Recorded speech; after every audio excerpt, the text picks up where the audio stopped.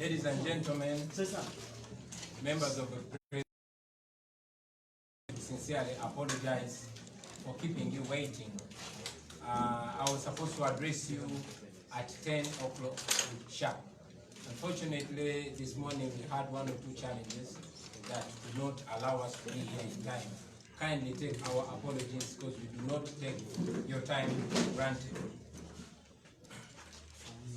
Now, would ordinarily not be addressing this issue because many of us already know that this is meant to derail us, to take our important time that would have addressed our furthering our struggle, and to cast doubt in our credibility and trust, and of course to affect our public image.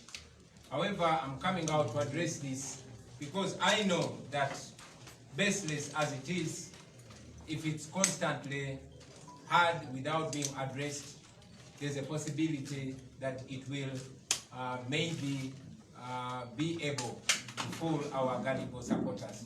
So here we are. I will address this statement in two languages. First in English and also in Uganda. Thereafter, we shall entertain some questions. Let me begin by giving a background. In 1999, when Dr. Kizza Besigye published a letter criticizing the Museveni regime, his life changed immediately and forever. He was arraigned before the military court-martial for apparently airing his views in a wrong forum. In October of the year 2000, he announced that he would run for president in the 2001 general elections. Now, if the letter had brought him problems, the declaration that he would challenge President Museveni in an election turned him into the #1 enemy of Museveni and all state institutions in Uganda. This has been the case for the last 20 years. In June 2001, a few months after the election, Dr. Besigye was arrested and questioned over treason. The Museveni regime claimed that he was training rebels in the Democratic Republic of Congo. Soon after this, he was released, but threats against his life increased, and he was forced to run away into exile, where he spent 4 years.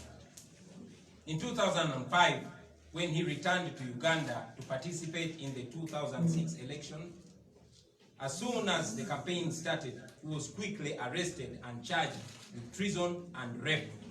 In charging him with treason, the regime claimed that he had links with the PRA rebels. They also claimed that he was connected to Joseph Kony and the Lord's Resistance Army. Regarding the rape case, the regime claimed that in 1997, 9 years earlier, he had raped a daughter of a deceased colleague, Ewan Joanita Chawali Chakwa. Years later, High Court Judge John Bosco Katutsi dismissed the rape charges as contemptible and as a clear case of persecution by the regime. It should be remembered that that rape case was prosecuted by the current chairperson of the Electoral Commission, Justice Simon Byabakama Mujenyi. General Kaihura and the present Uganda Revenue Authority Commissioner General, Mr. Musinguzi Rujochi, played a critical role in that case. On 16 November 2005, Dr. Besigye and his co-accused persons were taken to the High Court for bail applications. Armed security men dressed in black raided the court. They surrounded the building and the holding cells in which the successful bail applicants were waiting to be released. As a result of this action, the bail papers could not be processed. The army men, infamously known as the Black Mamba, entered the offices at court and interrupted the processing of the bail. The accused were returned to jail. The army spokesperson at that time, Major Felix Kulaije, told the nation that the Black Mambas had been deployed to rearrest the suspects in case they had been granted bail by the High Court, in order to ensure that they face new charges that had been brought against them in the general court-martial. The population reacted with anger to these clearly trumped-up charges and the persecution.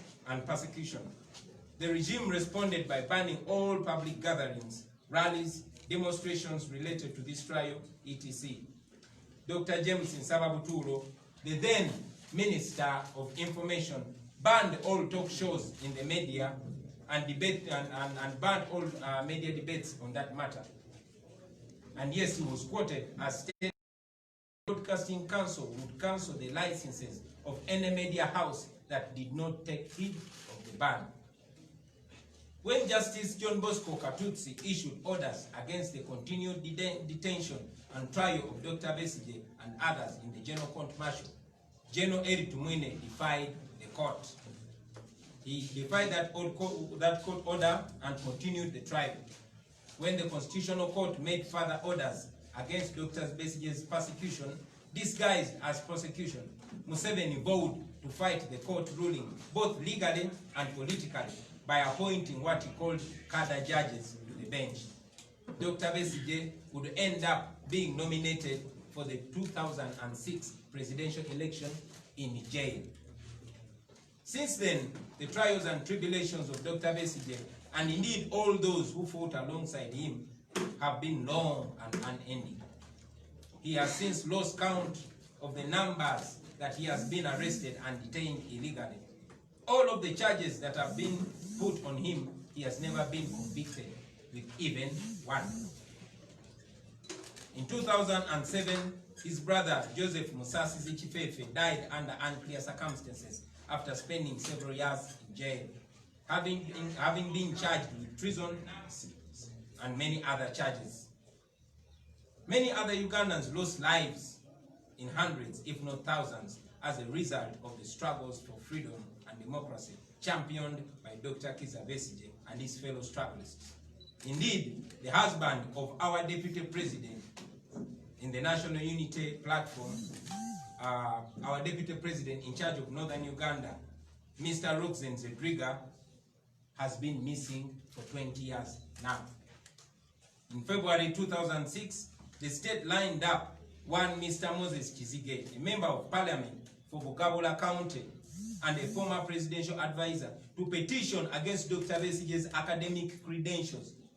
The petitioner claimed that Dr. Besigye, who was Museveni's qualified personal doctor in the bush, they claimed that he had used another person's marks to join Kitante Senior Secondary School in 1969. When Museveni is fighting his opponents, ladies and gentlemen, he stoops to any level and he deploys every tool available for him. Unbelievably, the regime mobilized people from Dr. Besigye's village to come and claim that indeed he had used another person's academic documents 37 years earlier. As usual, the intention of the regime is not that such ridiculous moves will succeed. No. The intention of Museveni is usually to distract his challengers and keep them busy answering very nonsensical questions, to keep them busy in the courts of law, and of course, to embarrass them. Another case in point, ladies and gentlemen, which is related to what is happening now, is that in December 2004, when the Forum for Democratic Change first attempted to register as a political party, the state sponsored some individuals and other parties to ferociously fight against the registration of FDC. Various petitioners claimed that FDC was a rebel group, and they went ahead to challenge its slogan, its name, its symbols as being linked to rebel groups. Years later, a case would be filed in court seeking orders to block FDC from nominating candidates. Fellow Ugandans, I have labored to give this history, first and foremost, for the benefit of some of our brothers and sisters who were too young to follow these events. Let them know the history of their country. I invite them to read a book by Dr. Olive Kobusinje, known as The Correct Line, and to also read Daniel Karinaki's book, Kizza Besigye and Uganda's Unfinished Revolution. They will understand the character and nature of Yoweri Museveni, the man who has ruled over our nation for the last 35 years. Secondly, I'm speaking about this history to pay tribute to Dr. Kizza Besigye and other Ugandans that have led the way and those that have paid the ultimate price fighting against General Museveni and his corrupt regime of national shame. As I've consistently said, ladies and gentlemen, we must never forget the incredible sacrifices made by those that came before us. Thirdly and finally, I am talking about this history to remind the nation that the challenges we have faced ever since I announced the plans to run for president in 2021 are not a new phenomenon. They are in fact a pattern of repression against anyone who has dared to rise up against the regime. That is how Museveni fights, like all cowards. The first attempt of the dictators throughout history is normally to bribe and co-opt their opponents. They rely on intimidation and violence to suppress the voices of dissent against them. If God grants me the opportunity in future, I will give details of how many people the regime has sent to me in a space of 1 week, just after I won the Chadondo East elections, to give me part of the stolen billions in order to silence me. It was after I had made it clear that I was never going to be compromised by them that they changed tactic and deployed full force on me. Aside from the compromise and violence, one of the most compelling tools employed by dictators is the law. Right from the apartheid regime in South Africa, to the Mugabe rule, to Gaddafi, to Omar el-Bashir, to Hosni Mubarak and others, dictators always use the law as an instrument against the opposition. Ever since we started the People Power movement, ladies and gentlemen, the regime has deployed the law in its full force to fight us.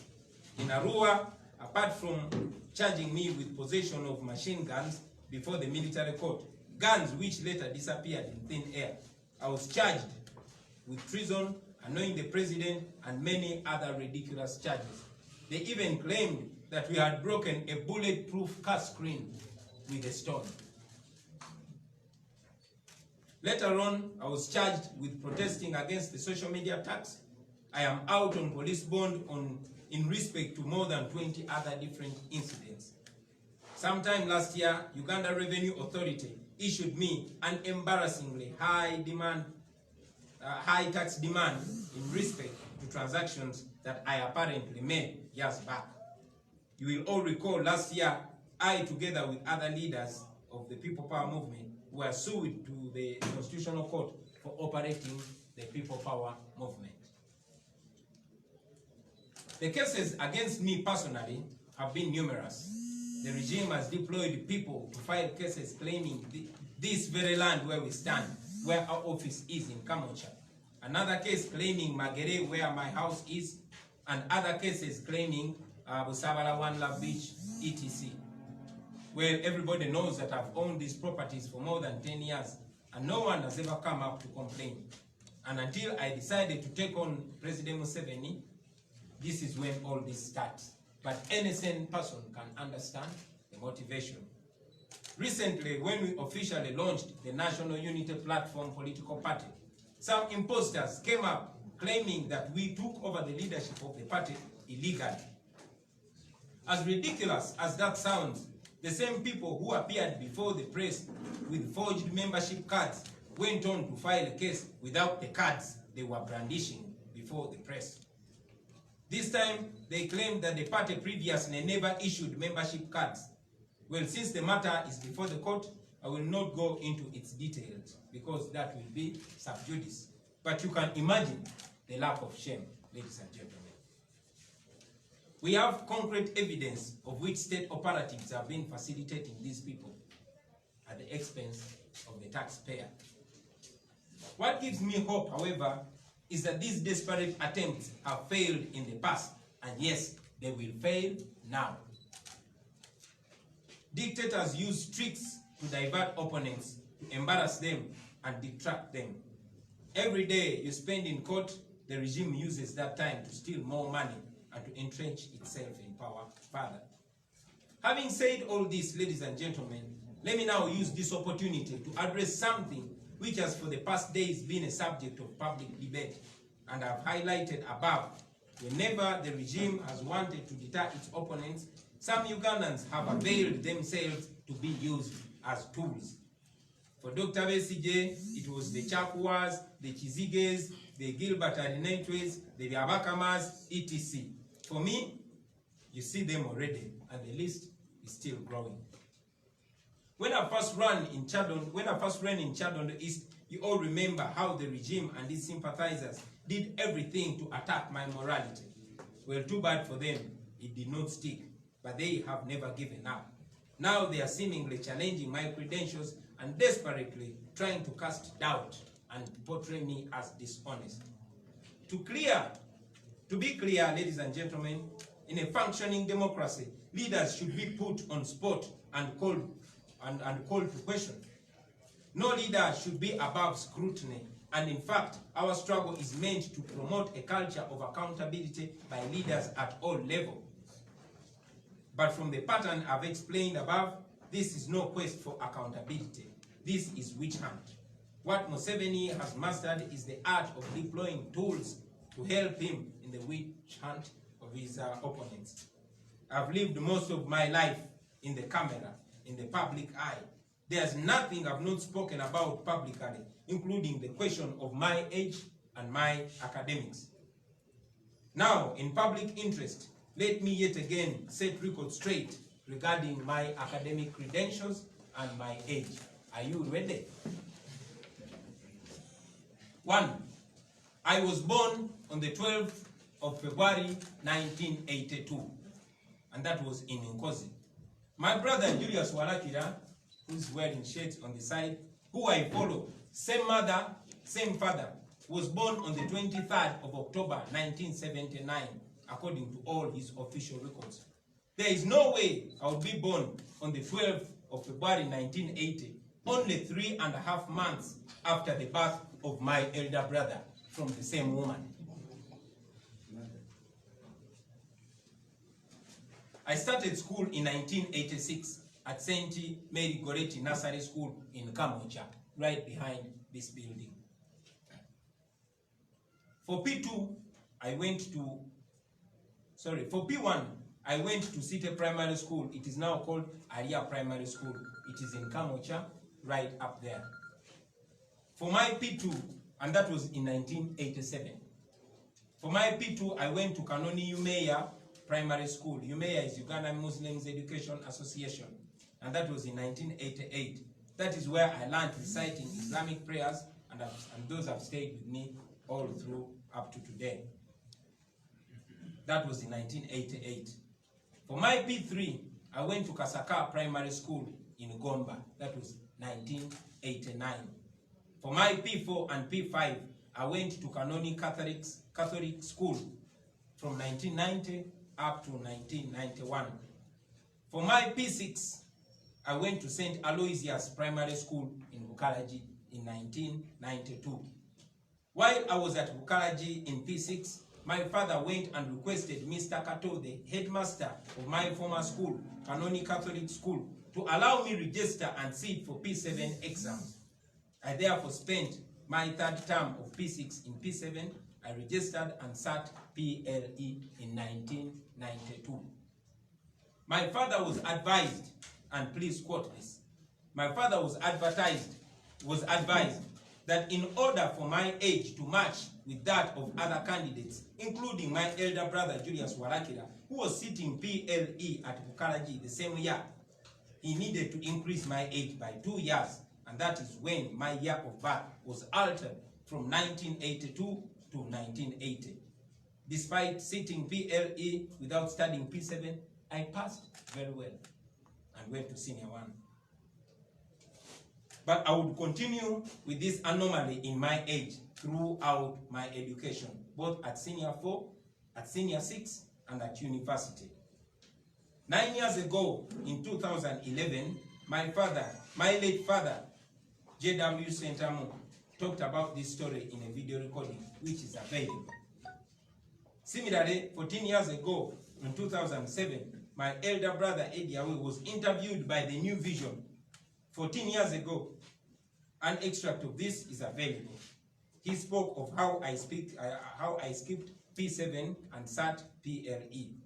The same fact is spoken in previous different interviews by my elder brother, Chairman Nyanzi there, from as far back as 2008. I have done several interviews in which I've spoken about this.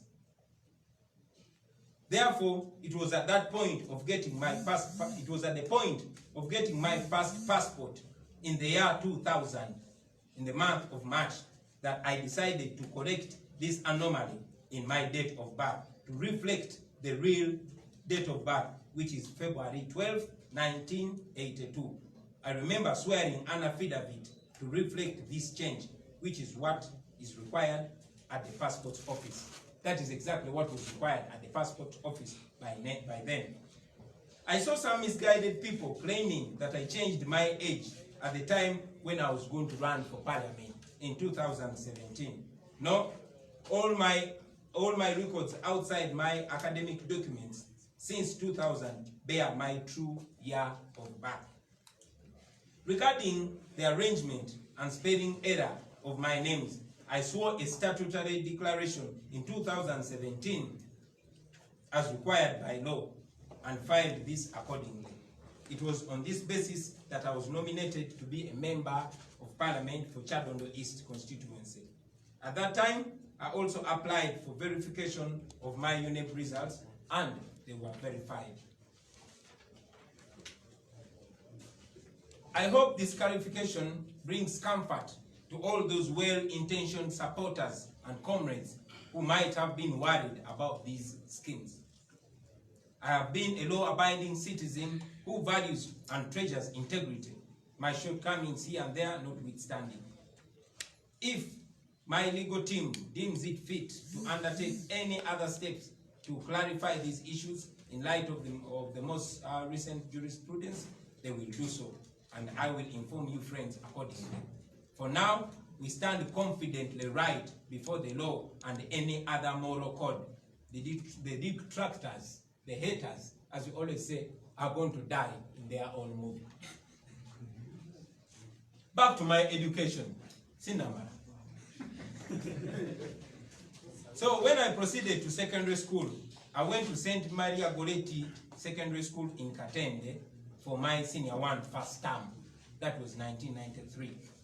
For senior 1 second term up to senior 3, I was at Brain Trust Academy in Rubaga. That was 1993 to 1995.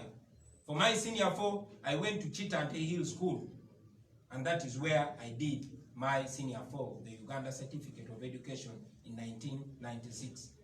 For senior 5, first term, I went to Alliance Advanced School there in Kamocha Market.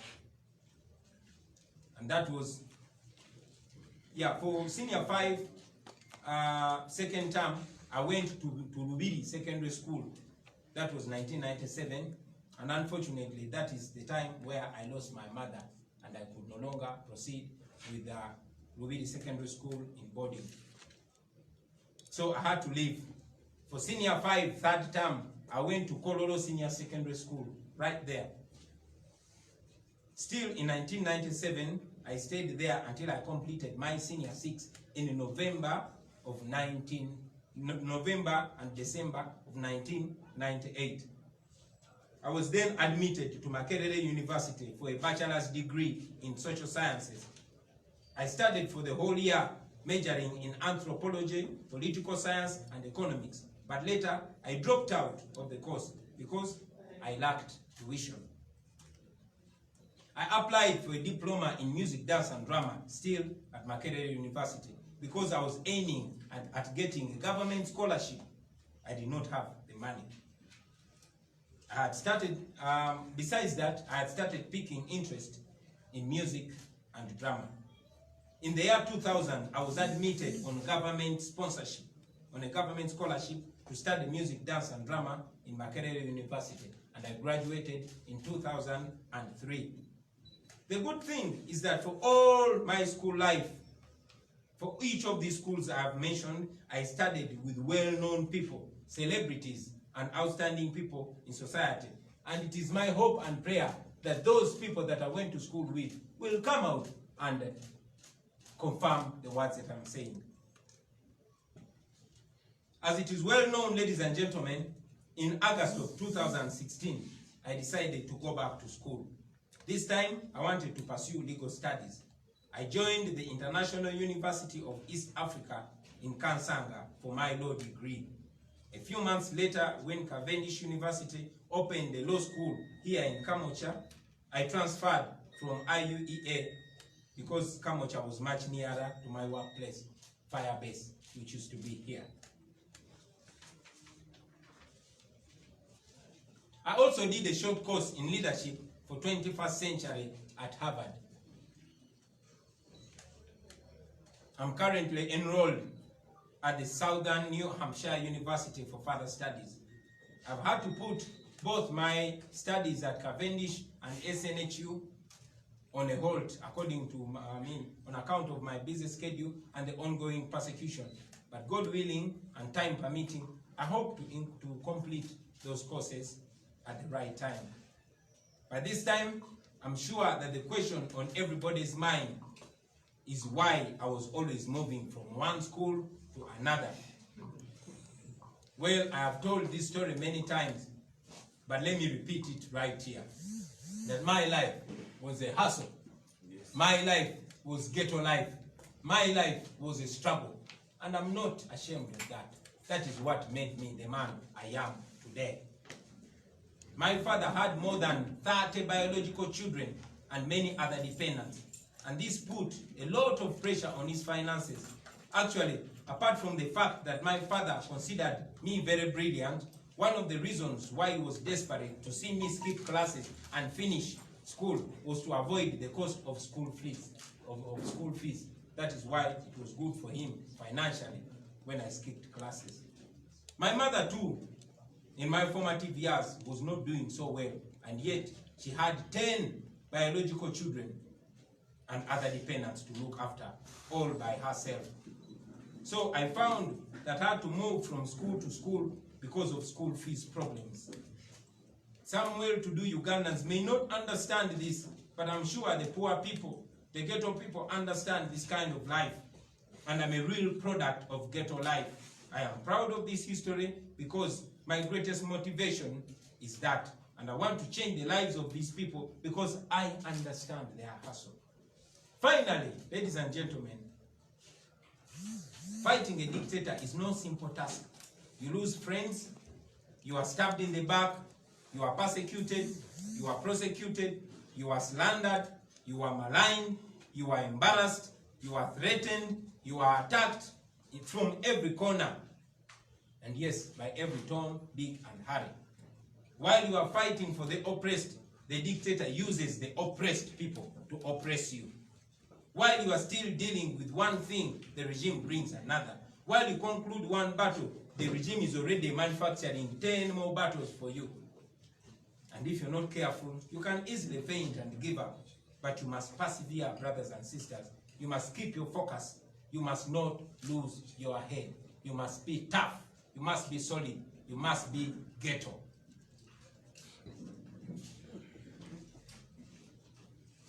You must know that out there are millions of people that look up to you, that you must keep confident. These are the lessons that I've learned from Dr. Kizza Besigye, from Nelson Mandela, from Malcolm X, from Martin Luther King. And yes, I hope the ghetto people out there are learning lessons from my experience while I'm still alive. Dictators, ladies and gentlemen, have no shame. Their tools too have no shame. My wife and I have been left in so much wonder, seeing some of the people who are very close to us, people who we helped so much, and yes, those who helped us, turning around to do unbelievable things against us. We sometimes watch in utter shock some of the people who were previously closest to us saying unbelievable things about us. We have come to learn the kind of person we took on, and yes, we've come to learn the kind of responsibility and duty we took on. But I encourage you, comrades, brace yourselves for even more heartbreaks. That is the cost of fighting for freedom. But you know we shall win, because we have no option but to win.